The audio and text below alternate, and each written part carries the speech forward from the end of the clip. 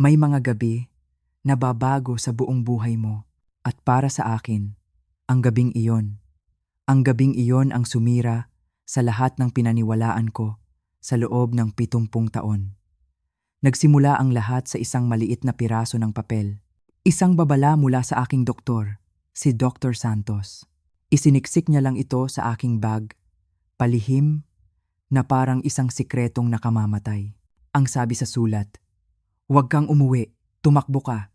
Ngunit saan ako tatakbo? Ang tahanan ko, iyon lang ang mundong kilala ko. Kaya umuwi ako. At sa gabing iyon, natuklasan ko kung bakit hindi pala ako dapat bumalik. Nalaman ko ang pinakamasakit na katotohanan. Ang sarili kong pamilya, ang sarili kong anak na si Jose, ang manugang kong si Maricel, at ang apo kong si Angela. Sila pala ang panganib na dapat kong takbuhan.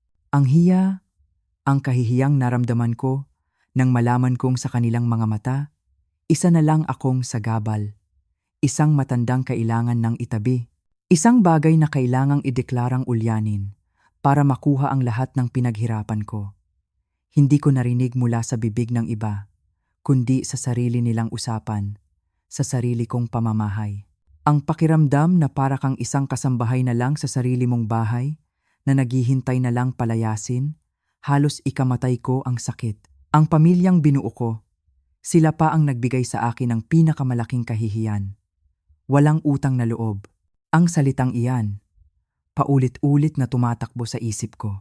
Sa loob ng 45 taon, ginampanan ko ang pagiging ilaw ng tahanan, si Jose. Hindi ko siya tunay na anak sa dugo, pero mula nang ampunin namin siya ng yumaong asawa ko sa edad na 2 taon, ibinigay ko ang lahat. Ang bawat sentimo ng aming ipon para sa kanyang pag-aaral, ang bawat oras ng aking pagod para sa kanyang kinabukasan, ang bawat panalangin ko para sa kanyang kaligayahan.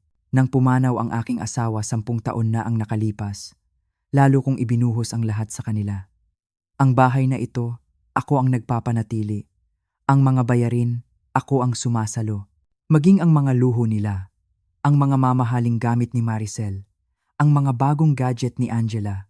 Saan ba nila inakala na nanggagaling ang lahat ng iyon? Pero para sa kanila, isa lang akong anino. Isang matandang nag-aalala, nagluluto, naglilinis. Nag-iisa ako sa gitna nila. Kapag dumarating ako, bigla silang tumatahimik. Kapag nagtatanong ako, ang mga sagot nila ay maikli at malamig. Walang pakialam. Nakita ko ito nang umuwi ako mula sa klinika ni Dr. Santos. Nang sabihin kong ayon sa doktor ay malakas pa ako at malusog, nakita ko ang pagkadismaya sa kanilang mga mata. Pagkadismaya. Yan ang salitang nakita ko. Hindi galak, kundi pagkadismaya. Dahil ang kalusugan ko ay hadlang sa kanilang mga plano. Noong araw na iyon, napagtanto ko na matagal na pala nila akong itinuturing na walang silbi. Isang problema na kailangan ng solusyonan. Umalis ako ng bahay na iyon nang walang dala kundi ang aking purse at ang basag kong puso. Sa isip nila, isa akong talunang lola. Isang matandang walang mapupuntahan, walang pera, walang laban. Akala nila, ako ang kanilang pawn sa laro ng kanilang kasakiman. Pero hindi nila alam ang tungkol sa aking lihim na yaman. Hindi nila alam na ang yumaong asawa ko ay hindi lang pagmamahal ang iniwan sa akin. Iniwanan niya ako ng isang sikretong mana, isang trump card na itinago ko sa loob ng 10 taon. 125 milyong piso. 155 milyong piso na nakatago sa isang account sa ibang bansa at 3 pang ari-arian na nagkakahalaga ng 70 milyong piso. Itinago ko ito dahil gusto kong makita kung mamahalin ako ng pamilya ko, dahil sa kung sino ako, hindi dahil sa kung ano ang mayroon ako. Isang malaking pagkakamali. Dahil ang maliit na lola na pinalayas nila, ang matandang inakala nilang mahina at ulyanin, siya pala ang may hawak ng lahat ng baraha.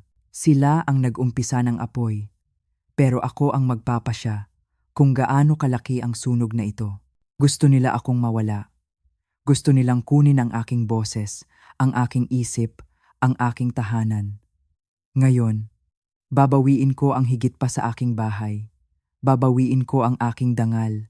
Ang dangal na sinubukan nilang yurakan sa pagtawag sa akin na wala ng silbi. Hindi ito simpleng paghihiganti. Ito ay pagbibigay ng hustisya.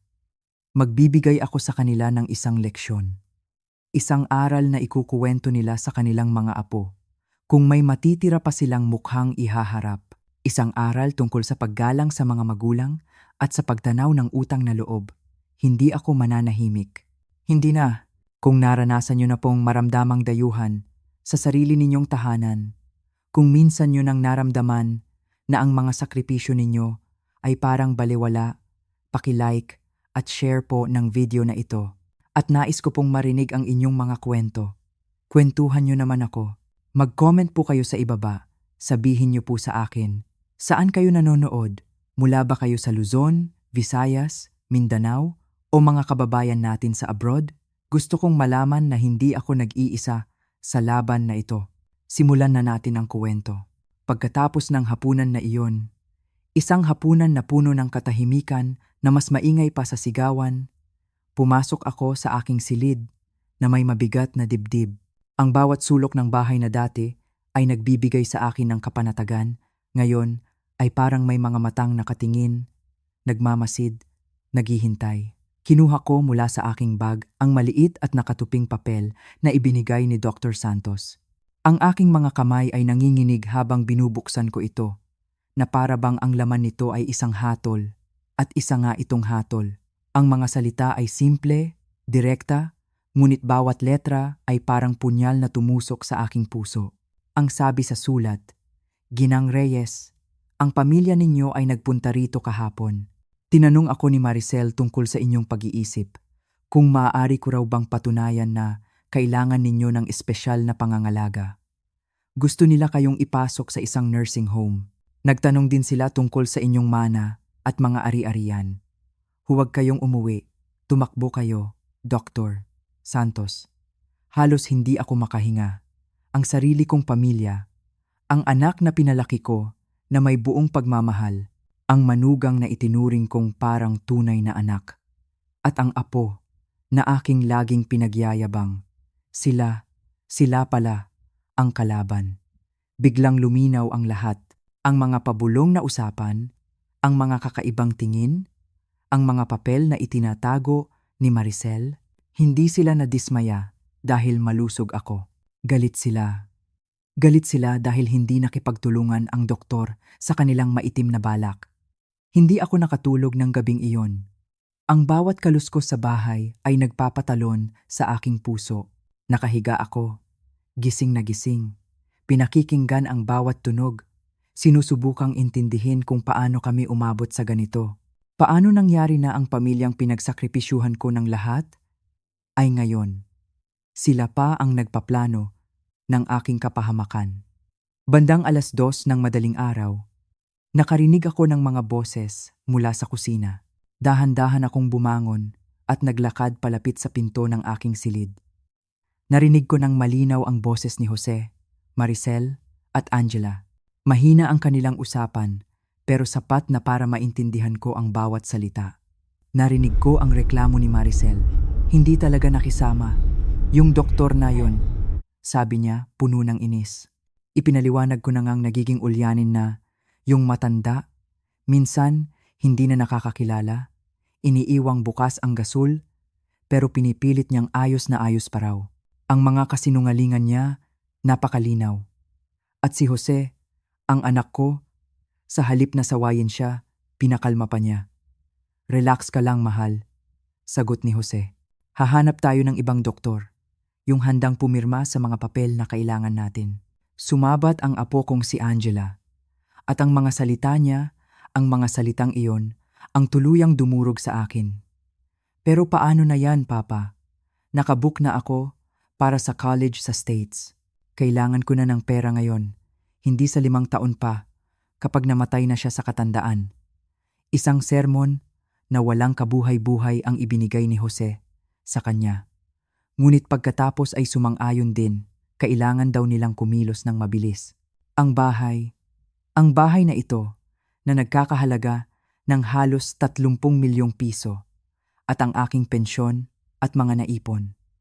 Iyon ang kanilang pinag-uusapan. Iyon ang kanilang pangarap, ang mamatay ako para maginhawa ang buhay nila. Nagpatuloy si Maricel. Sinabi niyang hindi siya pumasok sa pamilya para mag-alaga ng isang matandang inutil.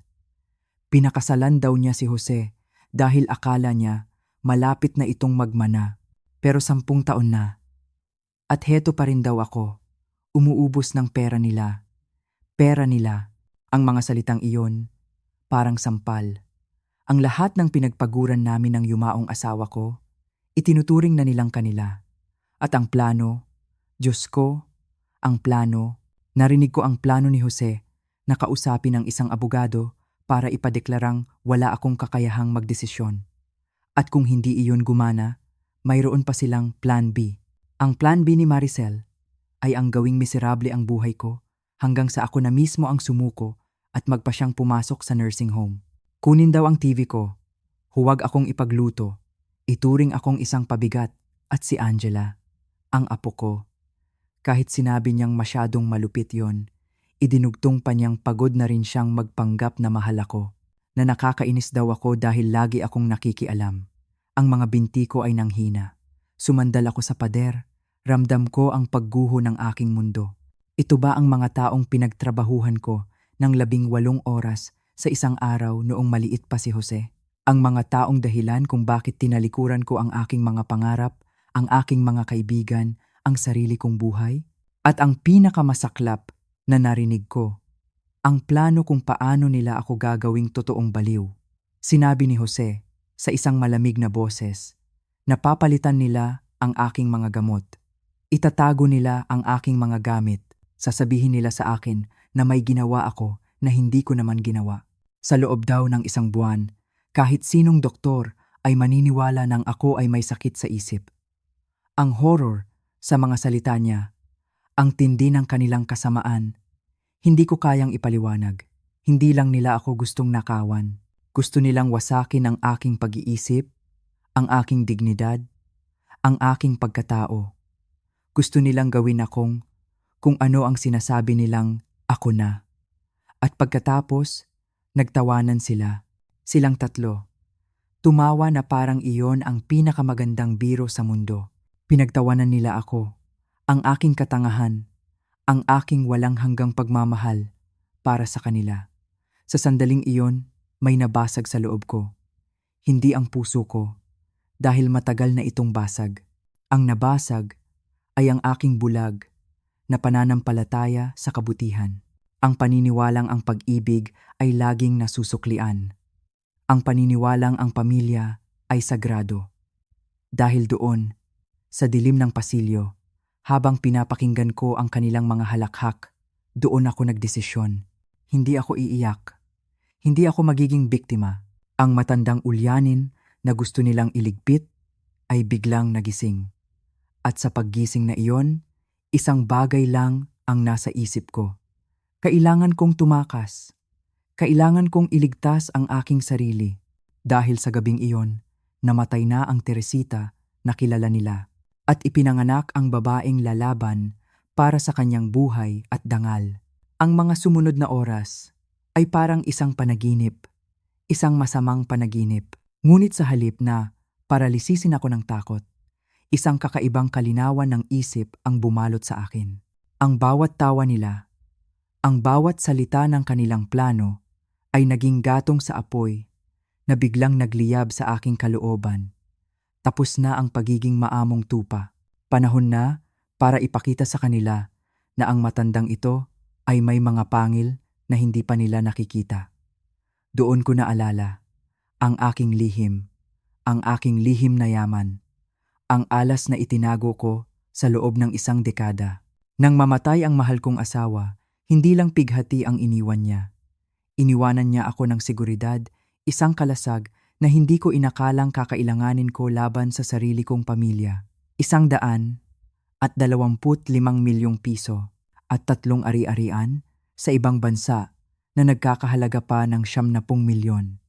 Hindi ko ito sinabi kay Jose dahil gusto kong matuto siyang tumayo sa sarili niyang mga paa. Gusto kong mahalin niya ako para sa akin, hindi para sa pera. Pero ngayon, ang lihim na ito ang magiging sandata ko. Ito ang magiging hukbo ko. Naghintay ako hanggang sa marinig ko ang kanilang mga yapak na papalayo, pabalik sa kani-kanilang mga silid. Ang buong bahay ay muling nabalot ng katahimikan. Ngunit ngayon, ito ay isang katahimikan na puno ng aking determinasyon. Walang tulog, walang pagod. Ang isip ko ay tumatakbo, bumubuo ng isang plano. Alam kong kailangan kong kumilos ng mabilis at may katalinuhan. Minamaliit nila ako, at iyon ang magiging pinakamalaki nilang pagkakamali. Bandang 5:00 ng umaga, nang sigurado akong mahimbing na ang tulog ng lahat, dahan-dahan akong kumilos. Kinuha ko ang aking pinakamaliit na maleta at inilagay lamang ang mga pinakakailangan. Mga personal na dokumento, ilang pamalit na damit, aking mga gamot, at higit sa lahat, ang maliit na notebook kung saan nakasulat ang lahat ng detalye ng aking mga lihim na account. Bago ako tuluyang umalis, may isang bagay pa akong ginawa. Isang bagay na magbibigay sa akin ng lamang. Kinuha ko ang aking cellphone at binuksan ang voice recorder. Nagpanggap akong may nakalimutan at naglakad akong pabalik, sinisiguradong dumaan malapit sa silid ni na Jose at Maricel. At tulad ng inaasahan ko, gising na sila. Nagbubulungan tungkol sa kanilang mga plano para sa araw na iyon. Narinig ko si Maricel na sinasabing ipapa-photocopy niya ang lahat ng aking mga ATM at credit card. Narinig ko si Jose na binabanggit ang kanyang appointment sa abogado para itanong ang tungkol sa deklarasyon ng kawalan ng kakayahan. Sa tingin mo ba, may hinala siya? Narinig kong tanong ni Maricel. May bahid ng pag-aalala. Ang sagot ni Jose, hinding-hindi ko malilimutan. Imposible, sabi niya. Masyado siyang matanda at mapagtiwala. Saka, ano naman ang magagawa niya? Wala siyang mapupuntahan.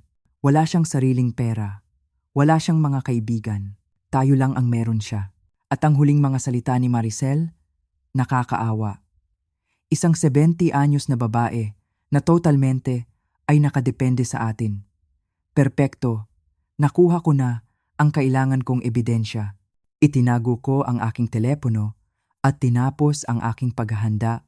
Nag-iwan ako ng isang maikling sulat sa mesa sa kusina. Umalis ako para ayusin ang ilang bagay. Babalik ako mamaya, Teresita. Isang simpleng paalam para hindi sila maghinala. Paglabas ko ng pinto, sumakay ako ng taxi. Ang unang destinasyon, ang pinakamalapit na bangko. Miyerkules ng umaga, alam kong may ilang oras ako bago nila mapansin na may mali. Sa bangko, nag-withdraw ako ng malaking halaga ng cash, 300,000 piso, para sa aking mga agarang pangangailangan. Kinumpirma ko rin na buo at hindi nagagalaw ang aking mga lihim na account. Pagkatapos ng bangko, sumakay ulit ako ng taxi, papunta sa pinaka-eleganteng hotel sa syudad. Kailangan ko ng isang lugar kung saan ako magiging ligtas habang binubuo ang aking mga susunod na hakbang. Ang The Peninsula Manila, perpekto, disente, komportable, at may serbisyong magbibigay sa akin ng privacy na kailangan ko. Habang nasa elevator ako paakyat sa aking suite, naramdaman ko ang pinaghalong takot at excitement. Sa unang pagkakataon sa loob ng maraming dekada, gumagawa ako ng desisyon para lamang sa aking sarili. Walang iniisip na ibang tao. Ako lang. Ang suite ay napakaganda. Maluwag, may tanawin ng buong siyudad, at kumpleto sa lahat ng kailangan ko. Umupo ako sa sofa, at sa unang pagkakataon mula pa noong gabing iyon, hinayaan kong bumuhos ang aking mga emosyon. Umiyak ako para sa 45 taon na ibinigay ko sa isang anak na ang tingin sa akin ay isang sagabal. Umiyak ako para sa mga kahihiyang tiniis ko nang hindi ko namamalayan. Umiyak ako para sa babaeng ako noon, bago ako naging ang perpektong lola na kanilang kinamumuhian. Pero pagkatapos kong umiyak, pinunasan ko ang aking mga luha. Ang pagluluksa ay tapos na. Panahon na para sa pagpaplano. Kinuha ko ang aking notebook at nagsimulang gumawa ng listahan. Una, tatawagan ko ang aking mga financial advisor sa ibang bansa para i-activate ang aking mga account. Pangalawa, kukunin ko ang serbisyo ng pinakamahusay na abogado sa siyudad. Pangatlo, hahanap ako ng isang pribadong investigador na tutulong sa aking idokumento ang lahat ng ginawa at pinaplano pa ng aking pamilya. 2:00 ng hapon, tumunog ang aking telepono. Si Jose, ang boses niya ay nag-aalala. Pero sa ilalim nito, narinig ko ang inis. Ma, nasaan ka? 2:00 na ng hapon, hindi ka pa umuuwi. Sumagot ako ng may kalmadong ikinagulat ko. Ayos lang ako, anak. Nagdesisyon akong maglaan ng isang araw para sa sarili ko. Matagal ko nang hindi ito ginagawa. Doon ko narinig ang isang bagay sa boses niya na hindi ko pa narinig kailanman pagkataranta. Hindi siya nag-aalala para sa aking kaligtasan. Nag-aalala siya dahil nawalan siya ng kontrol sa akin. Alam mo, Jose, sabi ko, 70 taong gulang na ako. Palagay ko, sapat na ang edad ko para magdesisyon kung saan ako pupunta at kung ano ang aking gagawin. At pagkatapos, tinanong niya ang tanong na nagpatunay ng kanilang estratehiya. Ma, umiinom ka ba ng gamot mo? Sinisimulan na niya. Sinisimulan na niyang itanim ang duda na wala ako sa tamang pag-iisip. Sumagot ako, ayos na ayos ako anak. Wala nang mas aayos pa rito at ibinaba ko ang telepono. Pinatay ko ito agad. Kailangan ko ng kapayapaan. Dahil sa hapon na iyon, kukunin ko ang aking unang sundalo para sa digmaang ito. Ang aking abogado. Sa hapon ding iyon, tinupad ko ang pangalawang hakbang sa aking plano. Nagtungo ako sa pinakaprestihiyosong law firm sa Makati. Ang pangalan sa labas ng gusali ay nagpapahiwatig ng kapangyarihan at impluensya at iyon mismo ang kailangan ko. Nang banggitin ko ang halagang handa kong ibayad para sa kanilang serbisyo, agad akong ipinasok sa opisina ng kanilang pinuno, si Attorney Cruz. Isang lalaki na nasa edad 50, may matalas na tingin at tindig na nagpapakita ng kumpiyansa. Umupo ako sa harap niya, isang 70 anyos na babae na mukhang ordinaryo, ngunit dala-dala ko ang bigat ng isang buhay na pagtataksil at ang lakas ng isang lihim na kayamanan. Kailangan ko ng kumpletong proteksyong legal. Panimula ko, ang aking boses ay matatag. Ang pamilya ko ay sinusubukang ipadeklarang wala akong kakayahang magdesisyon para makuha ang aking mga ari-arian. Pero mayroon akong mga recording na magpapatunay na ito ay isang sabwatan. Tumingin sa akin si Attorney Cruz. Ang kanyang ekspresyon ay seryoso ngunit walang pagkagulat. Marahil, marami na siyang nakitang ganitong kaso. Ngunit nang iparinig ko sa kanya ang recording na nakuha ko noong madaling araw, nakita ko ang pagbabago sa kanyang mukha. Ang kanyang kilay ay nagsalubong at ang kanyang mga daliri ay marahang tumatapik sa mesa habang pinakikinggan niya ang malamig na boses ng aking anak na si Jose na idinitalye kung paano nila ako gagawing baliw. Nang matapos ang recording, may ilang sandali ng katahimikan. Ginang Reyes, sabi niya sa wakas, ito ay isang napakaseryosong bagay.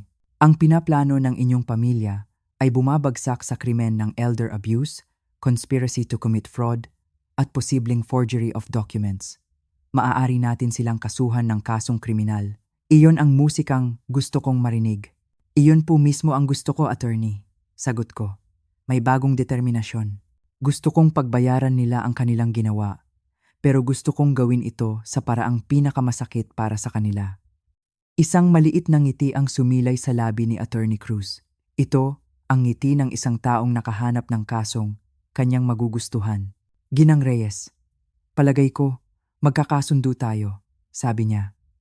Ibibigay ko sa inyo ang aking pinakamahusay na team. Pero kailangan kong malaman ang lahat. Lahat-lahat at ikinuwento ko sa kanya ang lahat. Ang pag-ampon kay Jose, ang mga taon ng sakripisyo, ang aking yumaong asawa, ang lihim na mana, lahat. Habang nagsasalita ako, masigasig siyang nagsusulat. Nang matapos ako, tinanong niya, alam niyo po ba kung magkano eksakto ang laman ng inyong mga lihim na account? Sumagot ako, 125 milyong piso at 3 ari-arian sa ibang bansa na nagkakahalaga pa ng humigit kumulang 70 milyon. Itinigil ni Attorney Cruz ang kanyang pagsusulat. Itinaas niya ang kanyang tingin sa akin at sa pagkakataong ito, may bagong paggalang sa kanyang mga mata. Ginang Reyes, sabi niya, hindi lang po kayo biktima ng pang-aabuso ng pamilya. Kayo po ay isang napakamakapangyarihang babae na minamaliit ng inyong pamilya.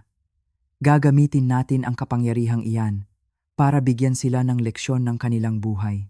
Sa unang pagkakataon sa loob ng maraming araw, isang tunay na ngiti ang gumuhit sa aking mga labi. Ang digmaan ay nagsimula na, ngunit ngayon, hawak ko na ang tamang mga sandata. Kinabukasan, maagang tumawag sa akin si Attorney Cruz.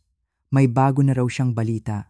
Ang pribadong investigador na kinuha niya ay nagsimula ng magtrabaho at may natuklasan agad na importante.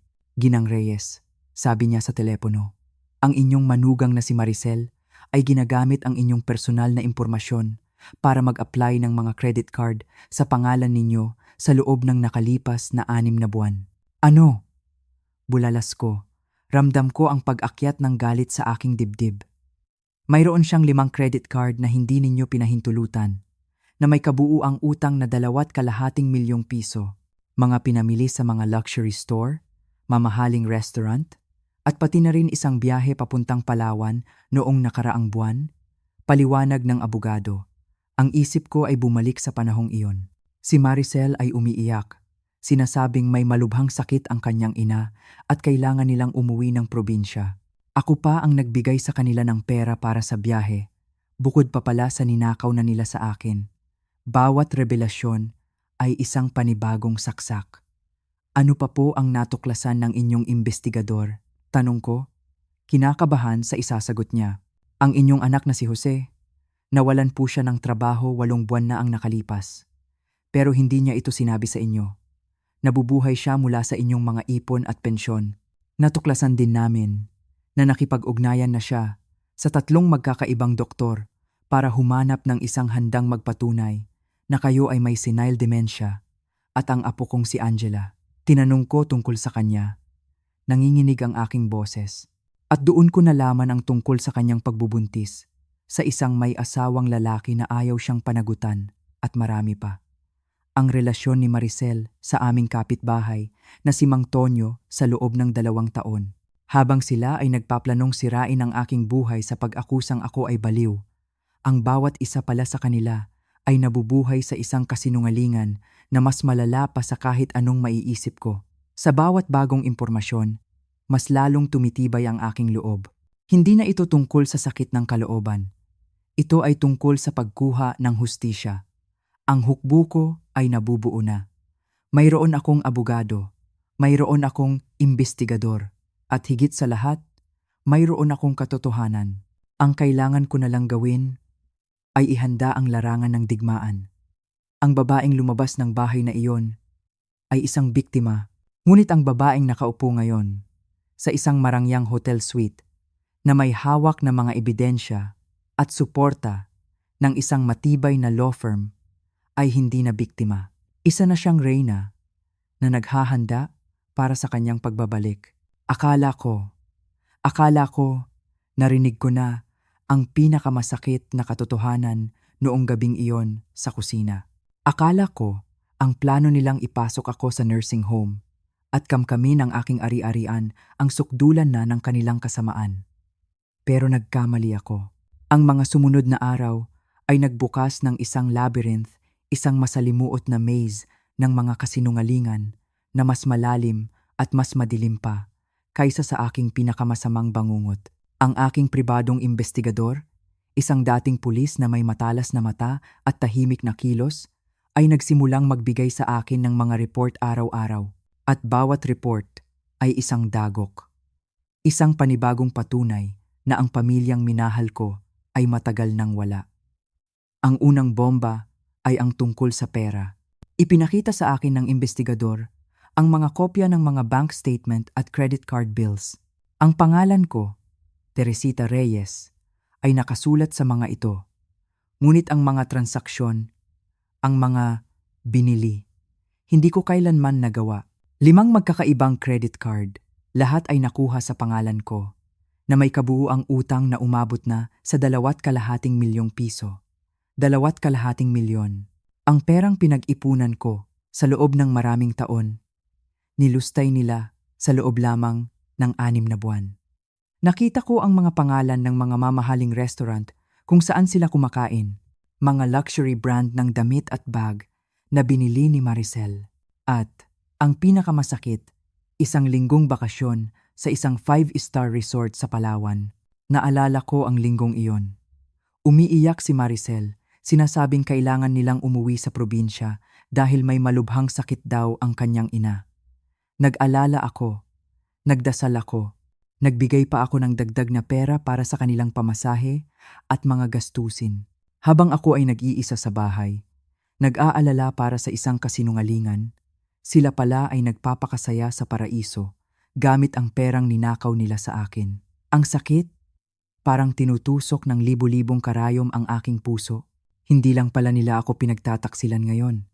Matagal na pala nila akong ginagawang tanga. Pero hindi pa iyon ang katapusan.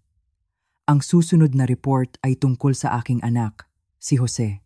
Ang lalaking pinag-aral ko, sinuportahan, at minahal na parang sarili kong dugo.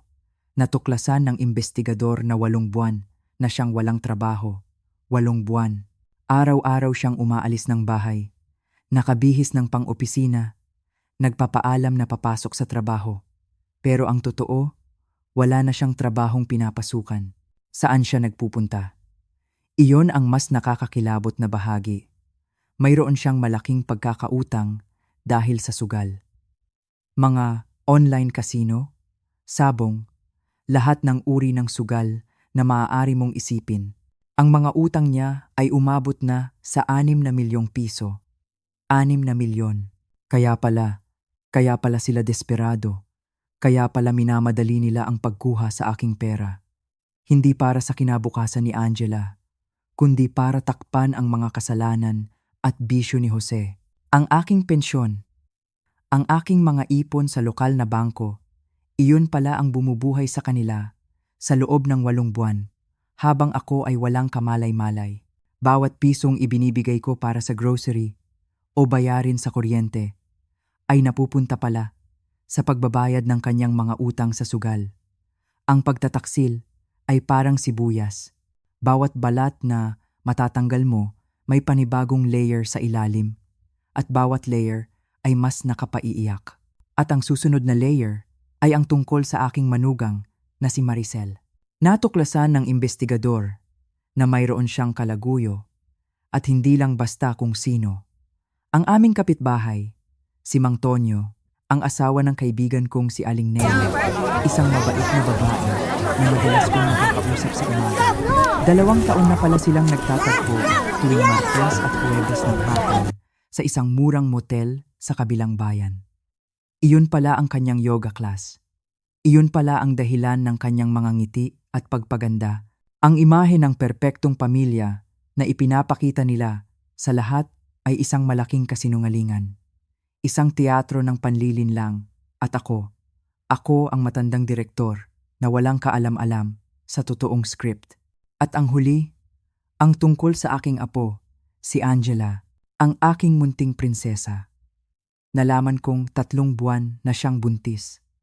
Ngunit ang ama ay hindi ang kanyang nobyo na ipinakilala niya sa amin.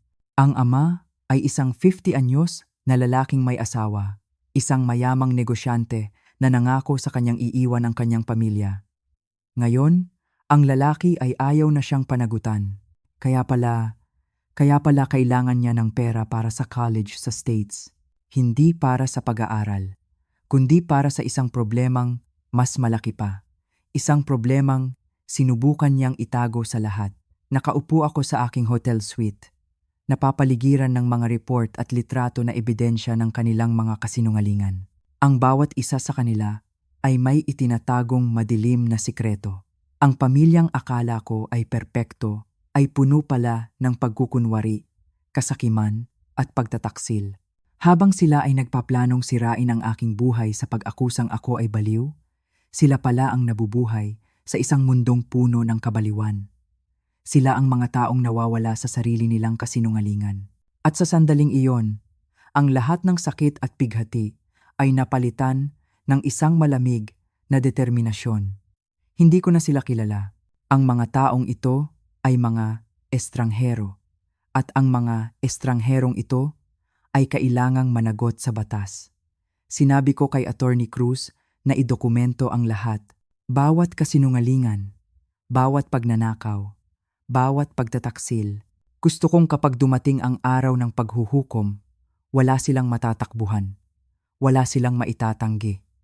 Ang labyrinth ng kasinungalingan na kanilang ginawa, doon din sila maliligaw at hindi na makakalabas.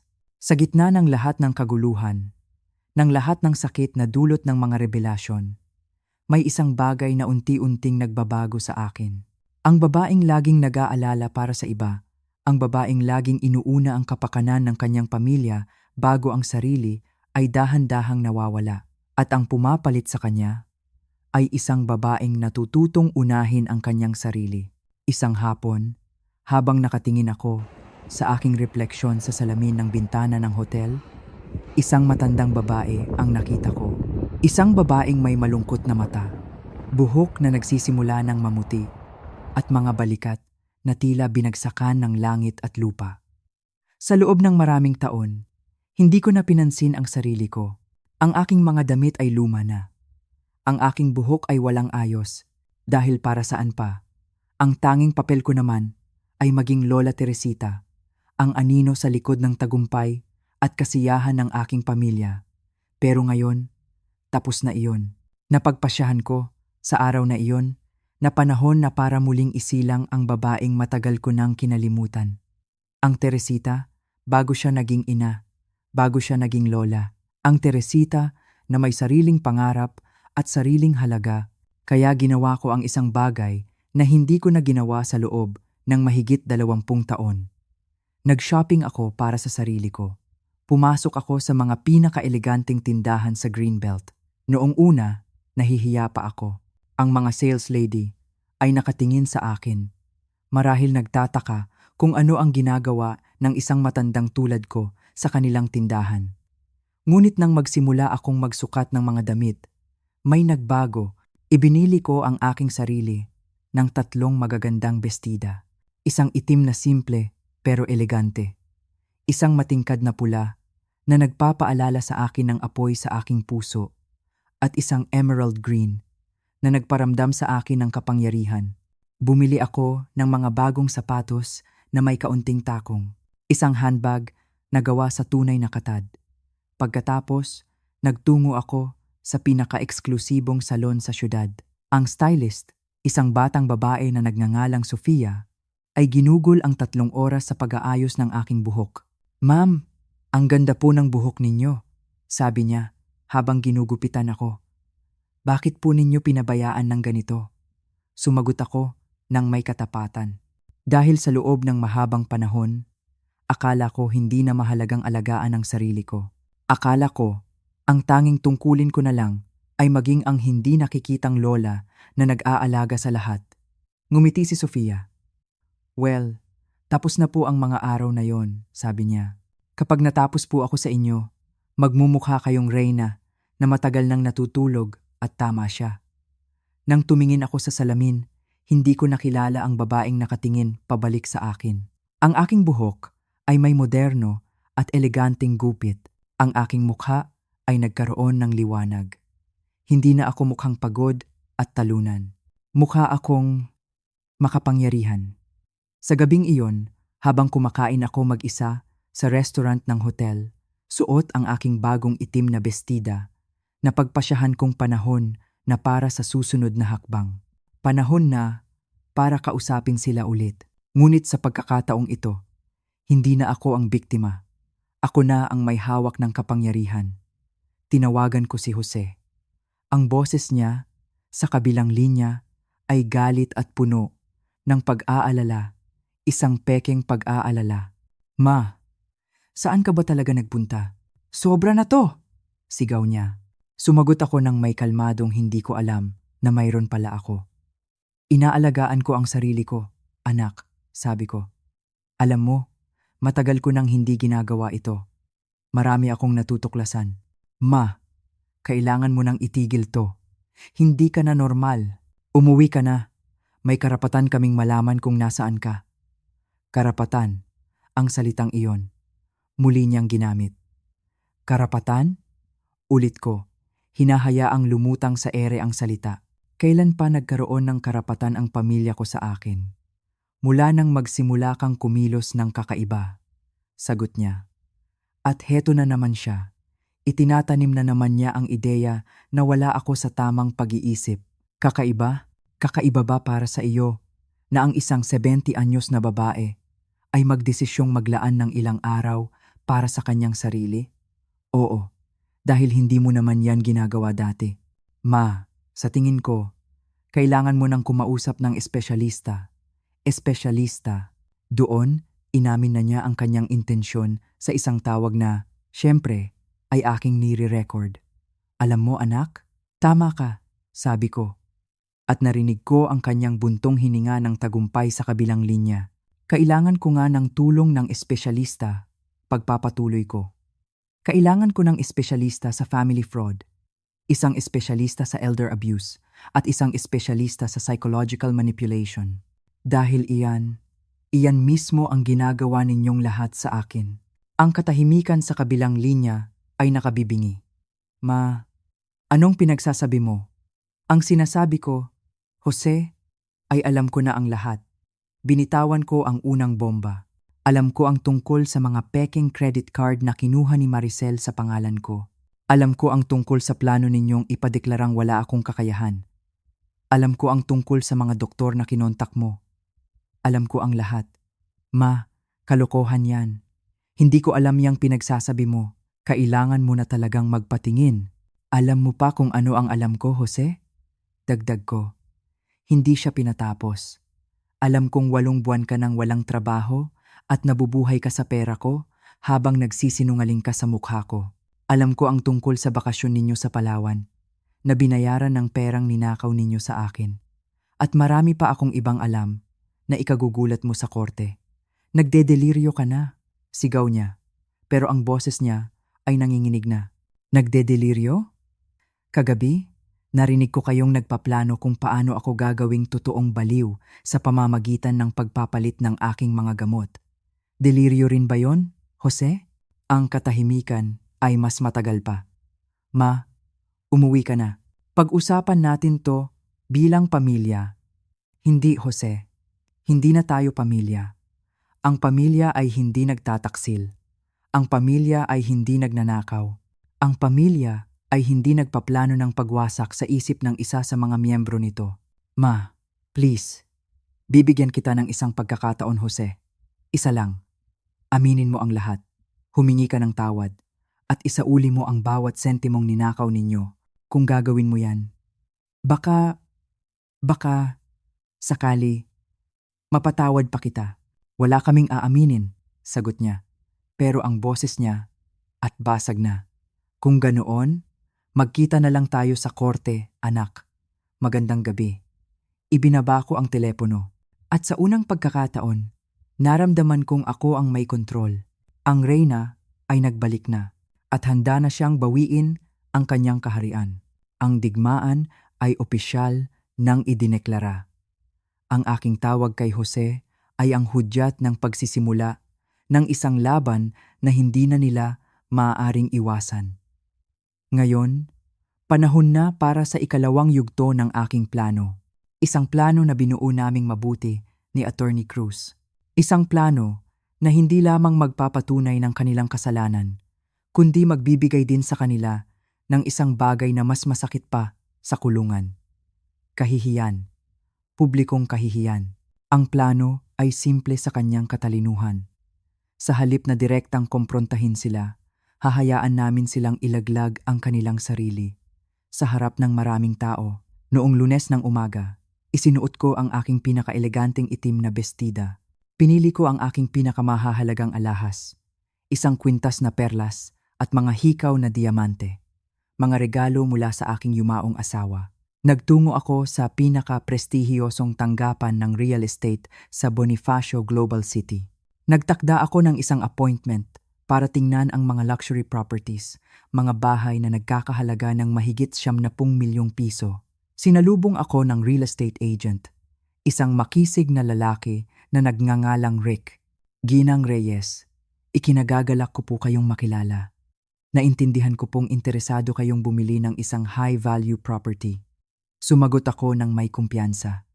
Tama ka, naghahanap ako ng isang bahay na babagay sa bagong yugto ng aking buhay. Isang bagay na elegante, moderno, at may magandang seguridad. Ang hindi alam ni Rick, ang lahat ng ito ay isang malaking pagtatanghal.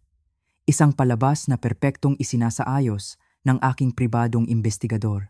Bandang 11:00 ng umaga, eksakto sa oras na tinitingnan namin ang ikalawang ari-arian, ang aking pamilya, sina Jose, Maricel, at Angela ay nagkataong darating sa parehong real estate office.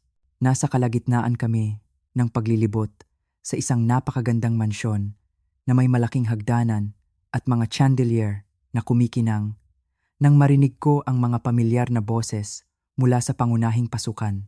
Sandali lang, Rick, sabi ko.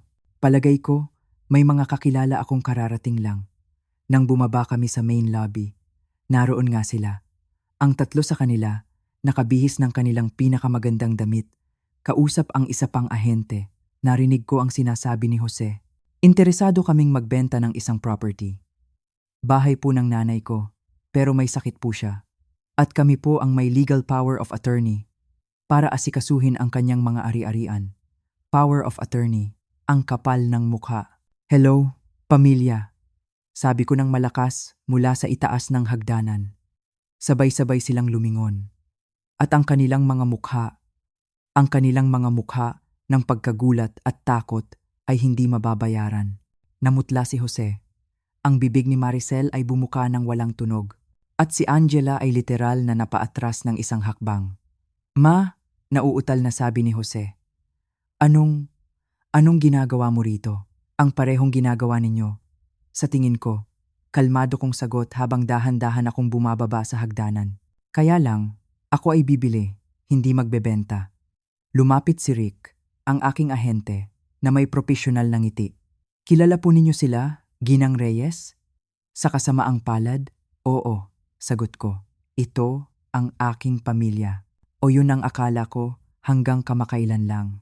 Ma, kailangan nating mag-usap, sabi ni Jose. Sinusubukang maging autoritatibo pero bigo. Tungkol saan, Jose? Tungkol sa kung paano ninyo pinaplanong ibenta ang bahay ko nang wala akong pahintulot? Tungkol sa mga peking dokumento na pinoproseso ninyo? O tungkol sa power of attorney na kakabanggit mo lang na hindi naman nag-e-exist?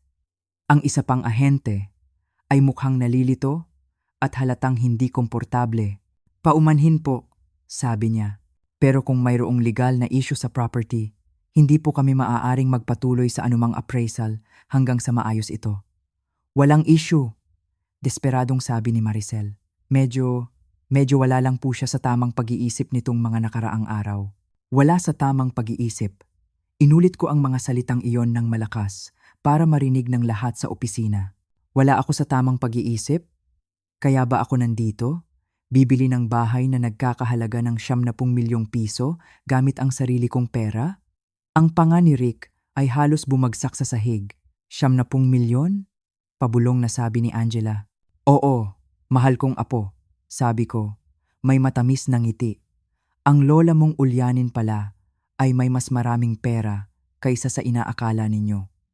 Kinuha ko ang aking telepono at tinawagan si Attorney Cruz. Inilagay ko ito sa speaker mode. Attorney, nandito ako sa Richardson and Associates Realty. Nandito ang pamilya ko. Sinusubukang ibenta ang property ko nang walang pahintulot at sinasabing mayroon silang power of attorney sa aking mga ari-arian. Maari po ba kayong magpadala ng isang tao mula sa inyong opisina para idokumento ang sitwasyong ito? Siyempre po, Ginang Reyes. May darating diyan sa loob ng 15 minuto. Ibinaba ko ang tawag at tiningnan ang aking pamilya. Ngayon, hihintayin natin ang pagdating ng aking mga abogado, anunsyo ko. At ipapaliwanag nila sa lahat dito kung anong mga legal na dokumento ang mayroon kayo, paano ninyo ito nakuha, At bakit naniniwala kayong may karapatan kayong ibenta ang aking ari-arian? Sinubukang lumapit ni Jose. Ma, hindi ito pagkakaunawaan. Maaayos natin to sa bahay. Hindi, matatag kong sabi, umaatras. Wala nang aayusin sa bahay. Wala na akong tahanan. Hindi kong nandoon kayo. Nagsimulang umiyak si Maricel, pero iyak ito ng pagkataranta, hindi ng kalungkutan. Teresita, parang awa mo na. Pamilya tayo. Lahat ng ginawa namin, para din sa kapakanan mo. Para sa kapakanan ko? Tanong ko, itinaas ang aking boses. Ang pagnakaw sa pera ko gamit ang mga pekeng credit card para sa kapakanan ko, ang pagpaplanong pekein ang mga medical documents para sa kapakanan ko, ang pag-upa ng isang kriminal para pekein ang aking medical history para sa kapakanan ko. Bawat akusasyon ay parang isang bomba sa loob ng real estate office. Ang ibang mga kliyente at empleyado ay huminto na sa kanilang ginagawa para makinig. Hindi namin alam ang pinagsasabi mo. Desperadong nagsinungaling si Angela. Talaga? Kinuha ko ulit ang aking telepono at pinatugtog ang isa sa mga recording. Ang boses ni Jose ang pumuno sa buong lugar. Gagawin natin siyang totoong baliw. Papalitan natin ang kanyang mga gamot. Itatago natin ang kanyang mga gamit. Sasabihin natin sa kanya na may ginawa siya na hindi naman niya ginawa. Sa loob ng isang buwan, kahit sinong doktor ay magpapatunay na may sakit siya sa isip. Ang katahimikan sa opisina ay nakabibingi. Nakita ko ang mga ekspresyon ng galit at pandidiri sa mukha ng mga empleyado at kliyente. Illegal yang recording na yan. Hysterical na sigaw ni Maricel. Hindi sa estadong ito. Kalmado kong sagot. At lalong hindi kung ito ay ni-record para pigilan ang isang krimen na pinaplano. Sakto sa sandaling iyon, dumating ang dalawang abogado mula sa opisina ni Attorney Cruz kasama ang isang notaryo publiko. Ang teatro ng kahihiyan ay nagsimula na at ang aking pamilya, sila ang mga bida na walang kaalam-alam na ang kanilang palabas ay malapit nang matapos. Ang eksena sa real estate office ay simula pa lamang. Ito ay isang patikim, isang babala.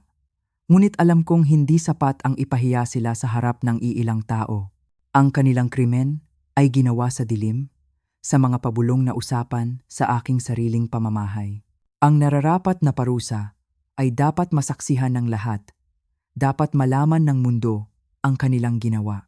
Sa modernong panahon, mayroon ng isang korte na mas mabilis at minsan ay mas mabagsik pa kaysa sa korte ng batas.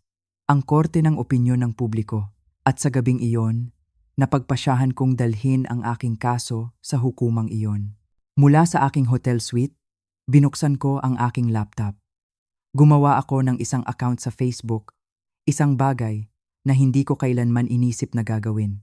At bandang 8:00 ng gabi, sinimulan ko ang aking unang-unang Facebook Live. Ang pamagat ay simple, ngunit nakakakuha ng pansin. Isang lola, ikinukwento ang katotohanan tungkol sa kanyang pamilya. Sa simula, 3 lang ang nanonood. Pero hindi ako pinanghinaan ng loob. Tumingin ako ng diretso sa kamera na para bang kinakausap ko ang bawat isang manonood sa kanilang mga tahanan. Magandang gabi po, panimula ko. Ang aking boses ay kalmado ngunit may bigat. Ang pangalan ko po ay Teresita Reyes. Ako po ay 70 taong gulang. At ngayong gabi, may ikukwento po ako sa inyo na babago sa pananaw ninyo tungkol sa mga perpektong pamilya. At sinimulan kong ikuwento ang lahat. Ang pag-ampon kay Jose, ang 45 taon ng pagmamahal at sakripisyo, ang lihim na sulat mula kay Dr. Santos, ang kanilang mga pabulong na plano sa kusina, bawat detalye, bawat masakit na salita. Sa loob ng 20 minuto, ang 3 manonood ay naging 500. Pagkatapos ng 1 oras, mahigit 3,000 na sila. Ipinakita ko ang mga ebidensya, ang mga kopya ng credit card bills, ang mga dokumentong nagpapatunay na 8 buwan nang walang trabaho si Jose. At pagkatapos, pinatugtog ko ang mga recording. Ang malamig at kalkuladong boses ng aking anak na nagpaplano kung paano ako gagawing baliw, umalingaw-ngaw sa libu-libong tahanan. Ang comment section ay sumabog. Mga mensahe ng suporta, galit at pagkadismaya sa aking pamilya. Napakawalang hiya, sabi ng isa. Laban lang po, Nanay Teresita. Kasama niyo po kami, sabi naman ng isa pa. Sana makulong sila. Ngunit ang tunay na nagpabago sa lahat ay sa kalagitnaan ng aking livestream, biglang may tumawag sa video call. Si Angela, ang apo ko. Ang mukha niya ay puno ng galit at takot. Lola! Itigil mo na yan! Sigaw niya. Sinisira mo ang buhay namin! Tiningnan ko ang kamera at pagkatapos ay ang mukha niya sa screen. Ako, ang sumisira sa buhay ninyo? Sagot ko, para marinig ng lahat. Hindi ba't kayo ang unang sumira sa buhay ko? Lola, pinapanood tayo ng lahat. Mga kaibigan ko, mga guro ko, buong eskwelahan. Hindi na ako makalabas ng bahay.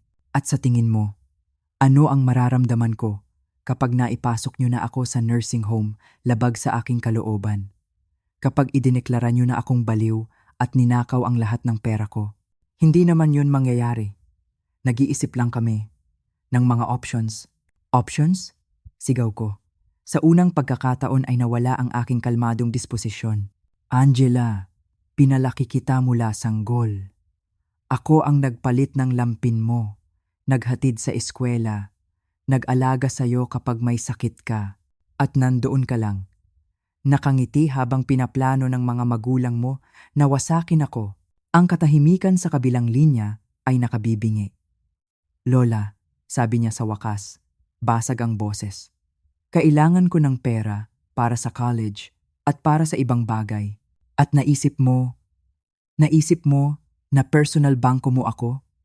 Naisip mong maaari kang makipagsabuatan sa isang plano para gawin akong baliw at pagkatapos ay gamitin ang pera ko para bayaran ang pag-aaral mo? Paano mo nalaman yan? Mahinang tanong niya. Dahil hindi ako ang matandang ulyanin na inaakala ninyo. Alam ko ang lahat, Angela. Lahat. Pati na ang mga bagay tungkol sa'yo na hindi alam ng mga magulang mo. Bigla niyang ibinaba ang tawag, pero huli na. Narinig na ng mga manonood ang kanyang implicit na pag-amin. 5 minuto ang lumipas, tumunog ulit ang telepono ko. Sa pagkakataong ito, si Jose, at siya ay galit na galit. Ma, itigil mo na yang livestream na yan ngayon din, sigaw niya. Ngumiti ako. Hello Jose, gusto mo bang kausapin ang 5,000 tao na nanonood sa atin? Paninirang puri yan, ididemanda kita. Paninirang puri. Paninirang puri ba ang pagpapatugtog ng mga audio recording kung saan pinaplano ninyong gawin akong baliw? Paninirang puri ba ang pagpapakita ng mga bank statement na nagpapatunay na ninanakawan ninyo ako? Illegal ang mga recording na yan. Hindi sa batas ng Pilipinas, anak. Lalo na kung ginawa ito para pigilan ang isang krimen. Pero sige, gusto mo bang ipaliwanag sa lahat ng manonood kung bakit ka nagbayad ng 3 milyong piso sa isang document forger kahapon ng hapon? Ang katahimikan ay napakatagal. Akala ko, naputol na ang linya. Paano mo nalaman yan? Dahil si Rico, ang fixer ninyo, ay isang asset ng NBI. Jose, congratulations. Hindi ka lang iniimbestigahan para sa family fraud, kundi para na rin sa federal conspiracy. Ang kanyang galit ay napalitan ng takot. Ang kanyang boses ay naging isang pakiusap. Ma, itigil mo na to, please. Pamilya pa rin tayo. Pamilya ba tayo, Jose? Tanong ko, may tunay na lungkot. Hindi. Ang tawag sa inyo ay isang criminal organization na may iisang apelyido. Pero binigay namin sa iyo ang 45 na taon ng buhay namin. Hindi. Ako ang nagbigay sa inyo ng 45 na taon ng buhay ko. Tinalikuran ko ang lahat para sa iyo. At ikaw, naghihintay ka lang pala na mamatay ako para manahin ang kakarampot na akala mo ay mayroon ako. At pagkatapos, sinabi niya ang mga salitang tatatak sa aking isipan magpakailanman. Hindi naman personal, ma. Hindi personal.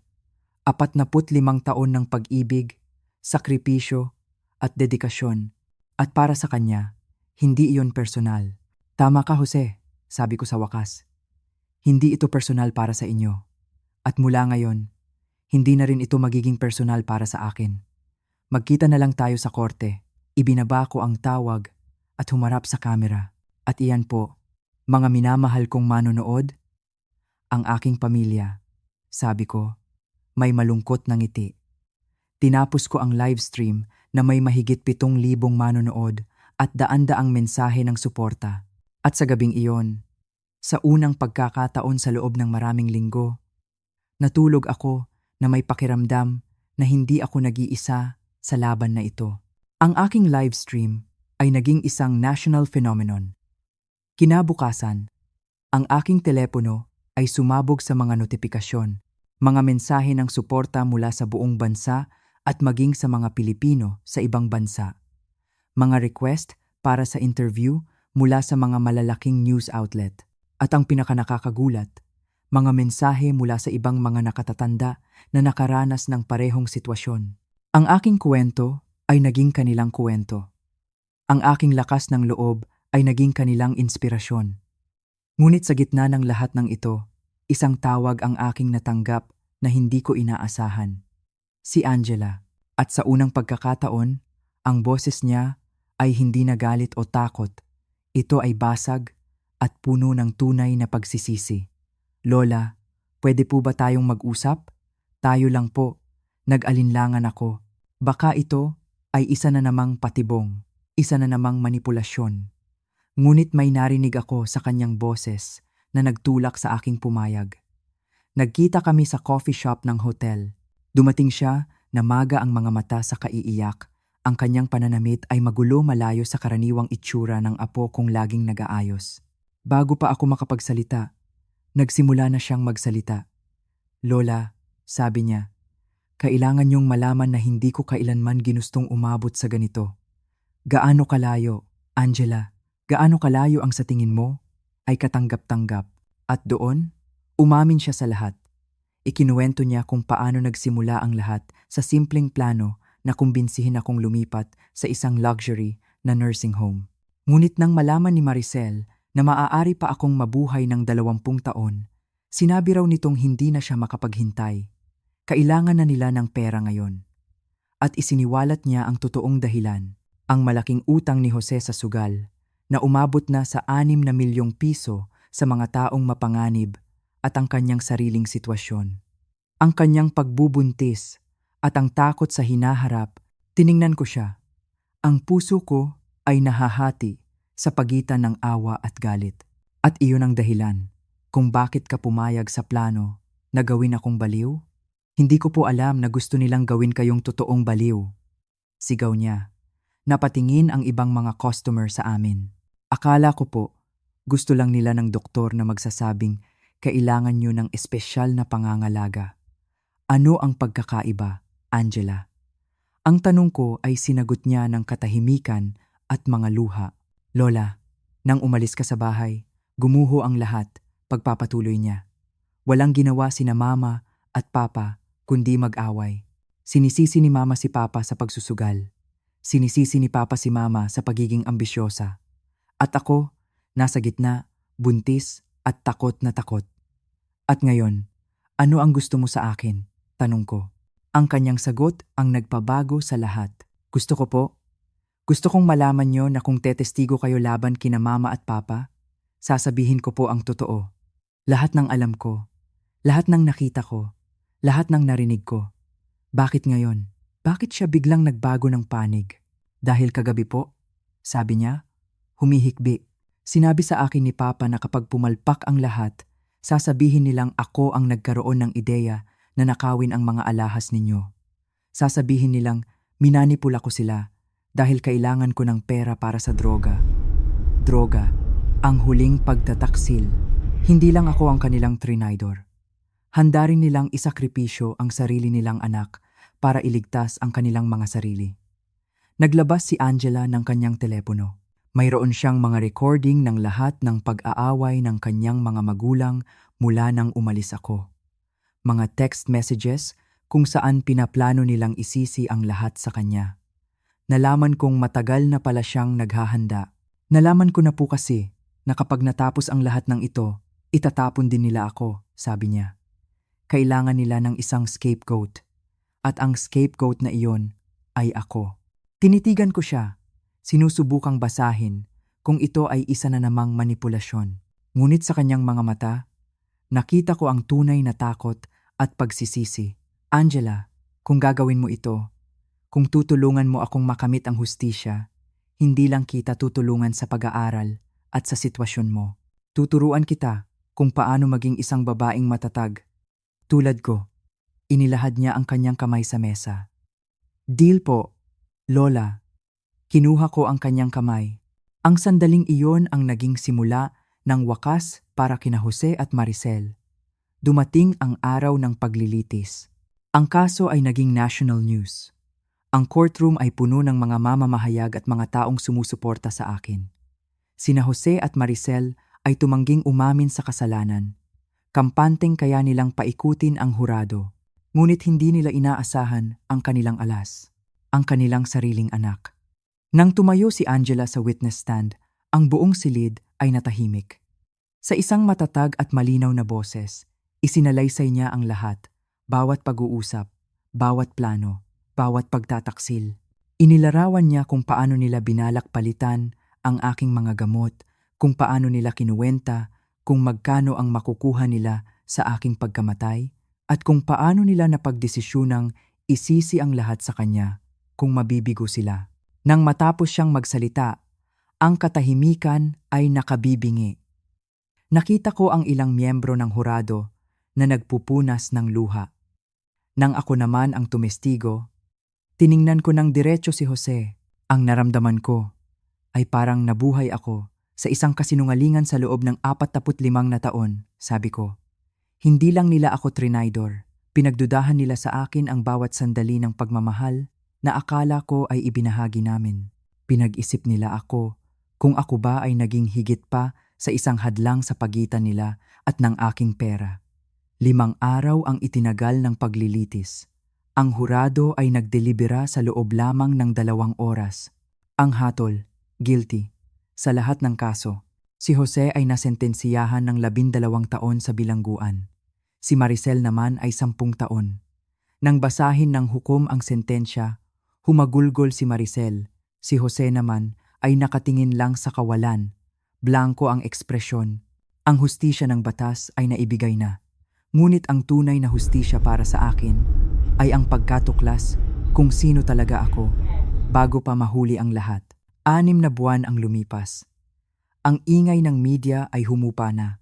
Ang mga pangalan ni na Jose at Maricel ay unti-unti nang nalilimutan ng publiko, nakakulong na sa kanilang mga selda at sa mga pahina ng lumang balita. At ako? Sa wakas, natagpuan ko ang katahimikan. Bumili ako ng isang magandang bahay sa labas ng siyudad, sa may Tagaytay. Mas maliit ito kaysa sa dati kong bahay, ngunit mas maliwanag. Ang mga bintana nito ay malalaki, hinahayaang pumasok ang sikat ng araw, at mayroon itong isang napakagandang hardin. Sa harding iyon, kami ni Angela ay gumugugol ng aming mga hapon. Magkasama naming inaalagaan ang mga rosas, ang mga sampagita, at ang mga orkidyas. Habang nagdidilig kami ng mga halaman, nagkukuwentuhan kami tungkol sa lahat ng bagay. Ang kanyang pag-aaral, ang kanyang mga pangarap, at ang papalapit na pagdating ng aking apo sa tuhod. Tinupad ni Angela ang kanyang pangako. Nagtapos siya ng high school na may matataas na karangalan. At sa huli, nagdesisyon siyang ituloy ang kanyang pagbubuntis. Ngayon, siya ay isang first-year law student sa isang magandang unibersidad. Ang inspirasyon niya, sabi niya, ay ang lahat ng pinagdaanan namin. Gusto niyang maging isang abogado na nagpoprotekta sa mga karapatan ng mga nakatatanda.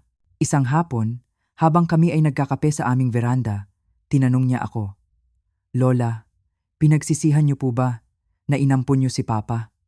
Tumingin ako sa malayo, sa luntiang tanawin. Matagal bago ako sumagot. Hindi ko pinagsisihan ang pag-ampun sa kanya. Sabi ko, ang aking boses ay mahinahon.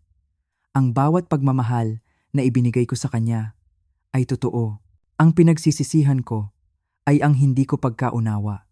Nang mas maaga na ang kabaitan ay hindi dapat isinasagawa sa kapinsalaan ng sarili mong kapakanan, na ang pagmamahal sa sarili ay hindi pagiging makasarili, kundi isang pangangailangan. At ano po ang natutunan ninyo sa lahat ng ito? Natutunan ko na ang tunay na pamilya ay hindi nasusukat sa dugo o sa haba ng panahon ng pagsasama. Ito ay nasusukat sa respeto, sa katapatan, at sa tunay na pagmamahal. Natutunan ko na mas mabuting mag-isa na may dignidad kaysa makasama ang mga taong puno ng pagtataksil. At natutunan ko na hindi pa huli ang lahat para magsimulang muli.